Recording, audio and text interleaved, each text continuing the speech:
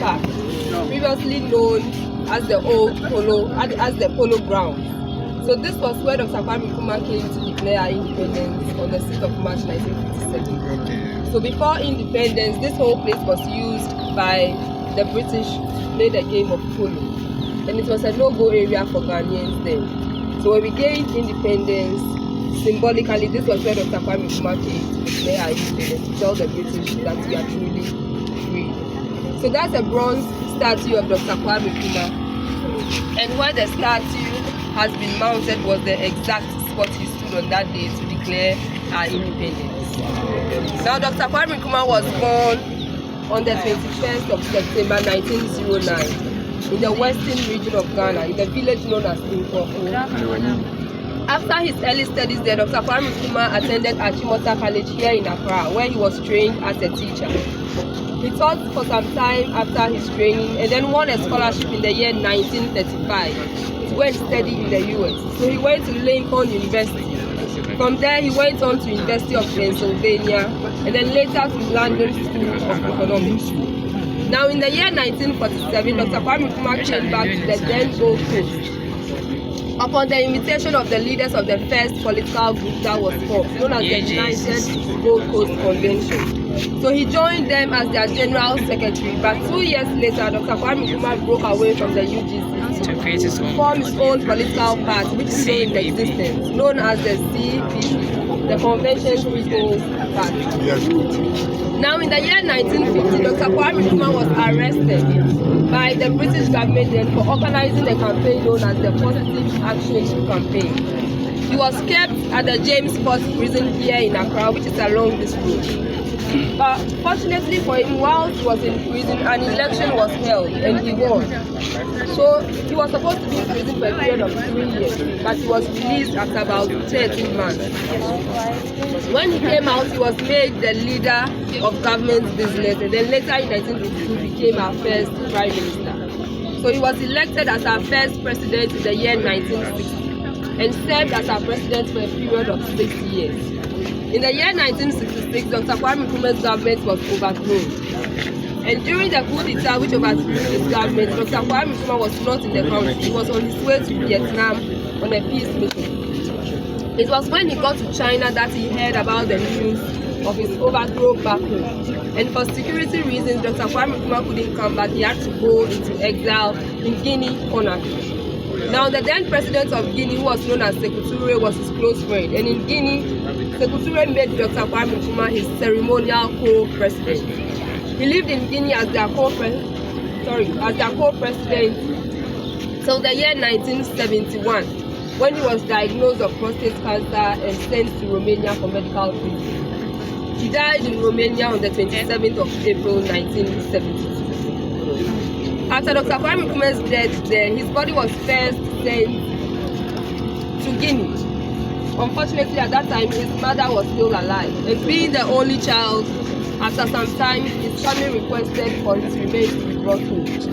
So after about 3 months, Dr. Kwame Nkrumah's body was brought from Guinea to Ghana and sent to his hometown in nkrumah. There, his body was embalmed and he was put on public display for close to 20 years. From 1972 when he died till this park was established. So his body was finally moved here and then buried in the building, the tall building you see over there. So that's the mausoleum, the final resting place of Dr. Kwame Nkrumah. Now he's been buried there together with his wife. He was married to an Egyptian lady known as Madame Fatia Nkrumah. Together they had 3 children.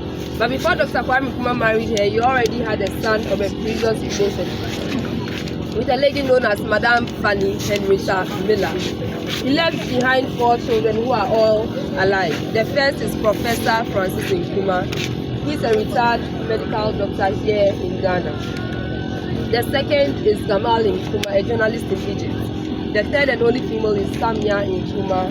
She's a politician here in Ghana, belongs to her father's political party, the CPP. And then the last is Sekou Nkrumah. He's also into politics here, but he belongs to a different political party, which is the NDC.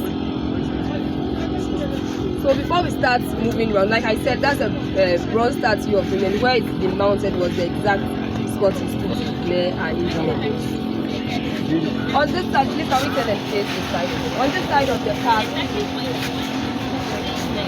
we're having some maintenance on this side, but I'll still explain. So on this side of the park, we have statues of traditional horn blowers. Now, in our traditional setting here in Ghana, when prominent people or dignitaries die, we have people who blow the horn to announce their death. The statues here are representing people who are continuously blowing to announce the loss of Dr. Kwame.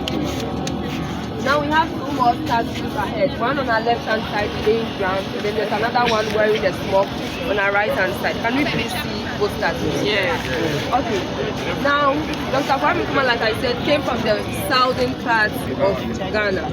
Now the smock is originally worn by people from the north, but he sometimes wore the smock to identify with people from the north to show that we are all one. So both statues over there are representing unity, telling us that Dr. Kwame Nkrumah was someone who stood for unity.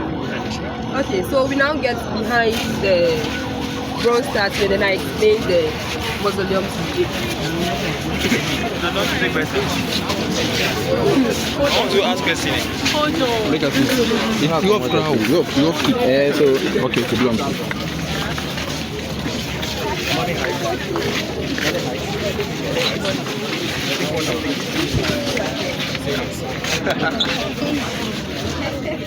Okay, so before we go in there to see his grave and then that of his wife, a little something about the mausoleum.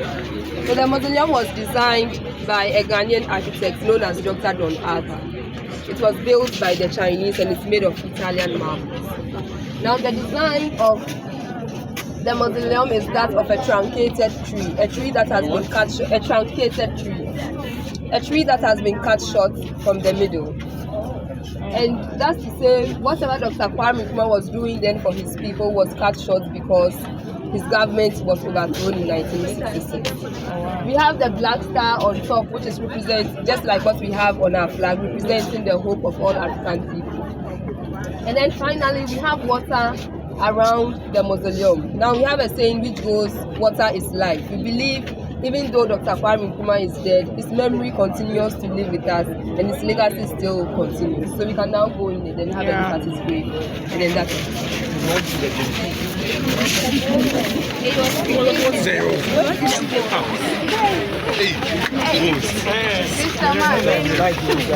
want to see the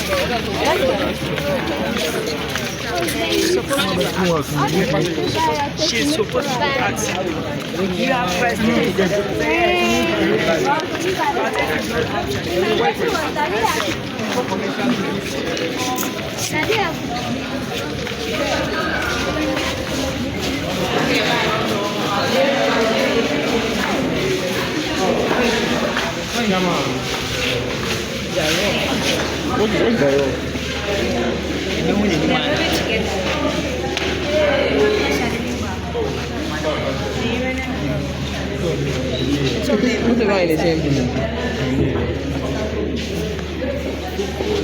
So Minnie was how many years old? 1901. Minnie was almost like 50. Oh, it's only name. That's all. That's a picture.